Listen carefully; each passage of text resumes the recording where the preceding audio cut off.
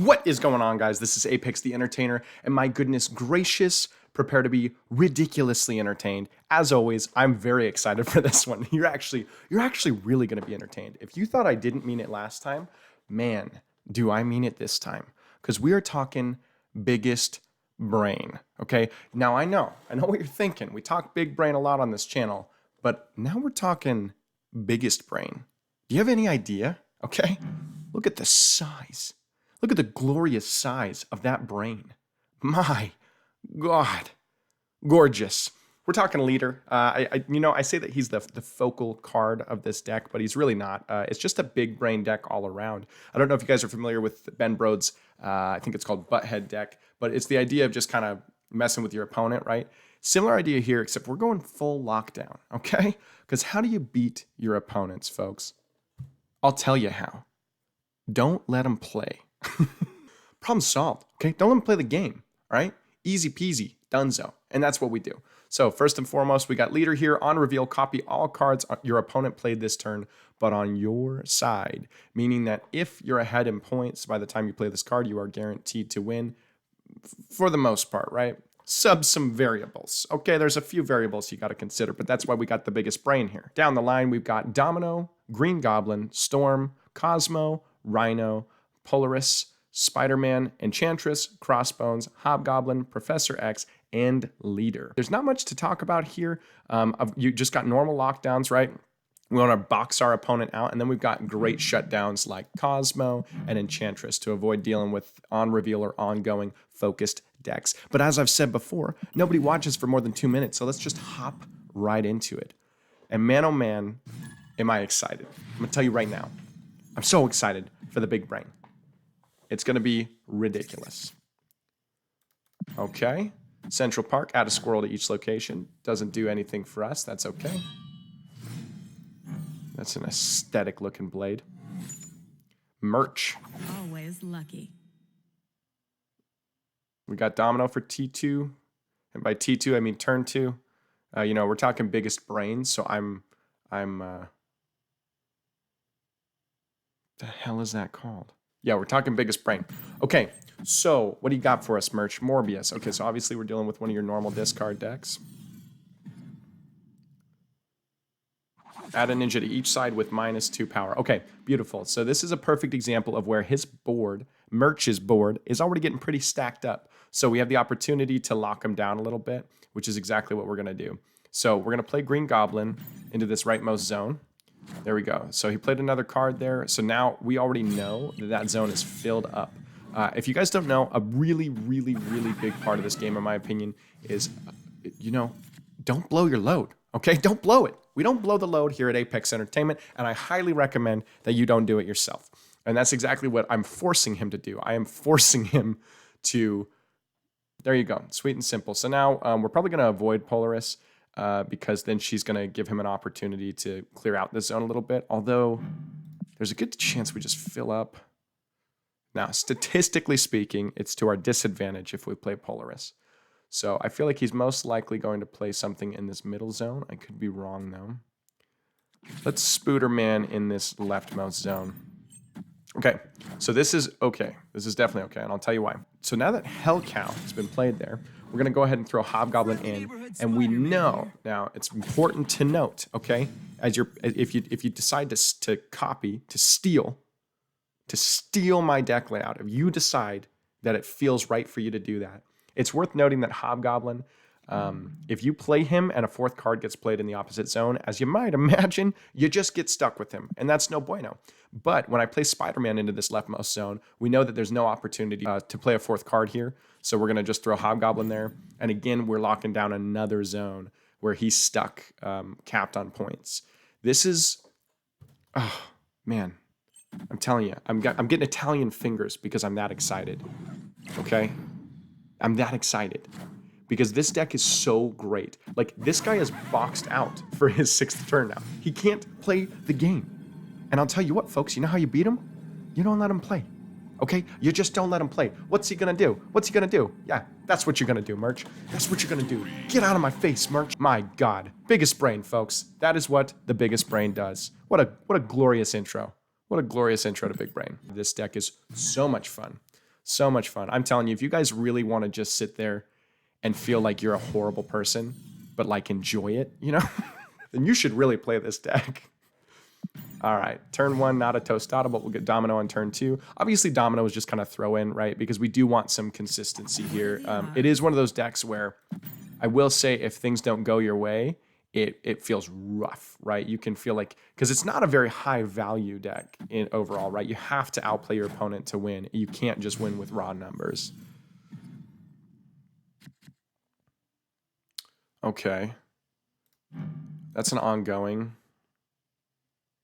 Okay, so first thought was to throw Green Goblin into the leftmost zone and start boxing out this zone, but I'm actually going to see if he wants to play more ongoing cards. Although that's a discard. Discards don't really have many other ongoings, do they? I don't think so. I take it back. We're just going to Enchantress right now. We're going to knock him out right from the get. I swear to God, if you play another ongoing, D-Boy 1006. Okay, discards his Swordmaster. Okay, that's not an ongoing. Okay, I feel good. I feel good about that. All right, so again, this is where we go for the box out. So we're going to play, now there's a lot of risky business to this deck. I'm going to tell you right now. Because this is, you know, if he plays 6 power in the middle zone, which I don't know offhand since he just discarded, I mean, like Hell Cow, for example, right? But if he plays 7 power, I'm in a rough spot. Okay, there we go. So let's see what gets played here. Okay, there's 4. Give me something low value. Give me something low value. Come on. Low value, low value. That's high value. That's rough. That's rough. Okay, that's okay. That's okay, folks. I'm not worried. I'm not worried because we're still going to box him in. We're going to save leader for sure.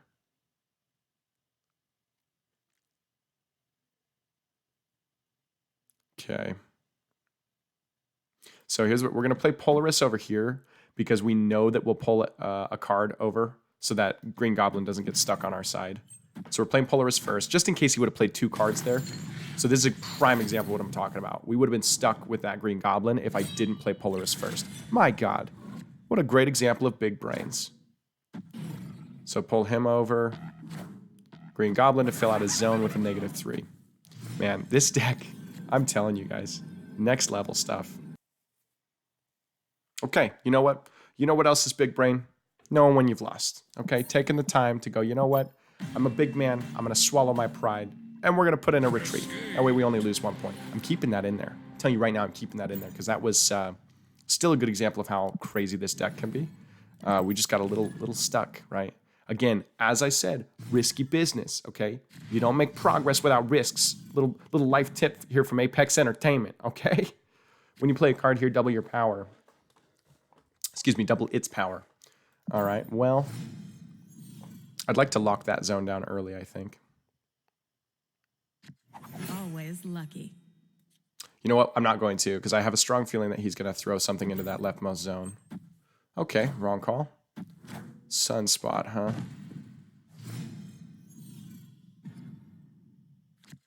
When you play a card here, add a copy to your hand.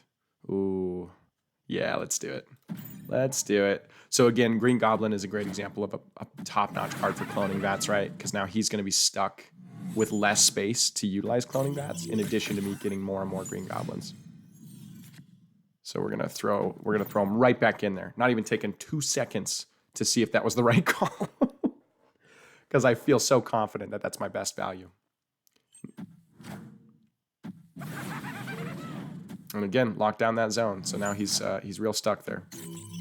He also decided to just go right into, yeah, interesting call. Okay, so we're gonna throw.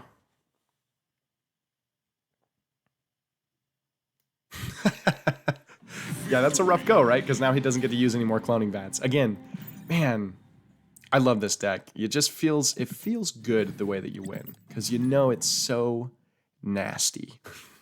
All right, Antimo, what do you got for me, Antimo?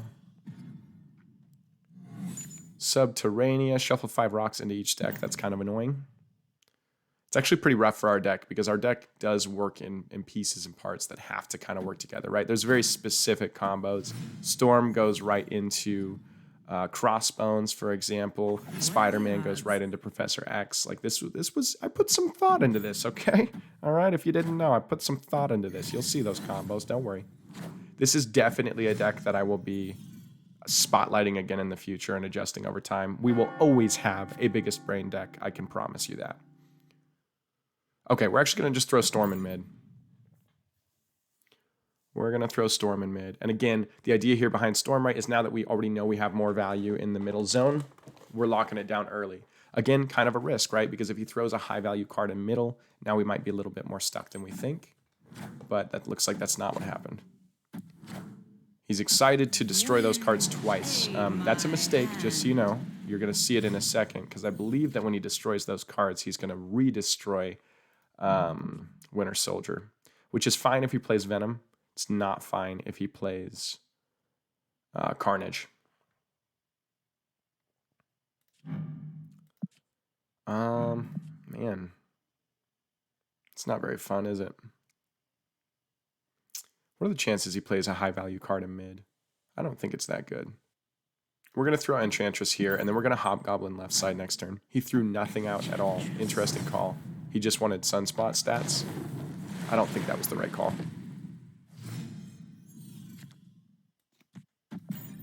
All right, let's see if he throws 2 in left. If he throws 2 in left, we're stuck. But again, I feel like he's got to throw something in Camartage, right?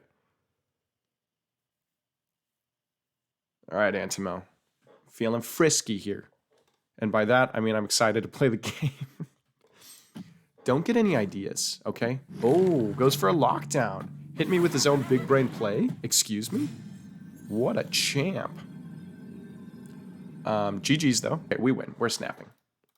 It's literally impossible for us to lose. What am I talking about? Because even if he... Yeah. All right, deuces, Antimo. Deuces, Antimo. You played well, but you couldn't compete with the biggest brain. Alrighty, folks. Well, I mean, if you're not convinced, okay? If you're not convinced, then I don't know. There's no bigger brain to show you. I've showed you the biggest of the brains, and now that you have that knowledge, you too have the biggest brain. And my God, do I hope that you make proper use of it. So go out there, throw old big brain into your deck, make some just crazy plays, make it so your opponent cannot play the game, ruin their day. Make it so that they...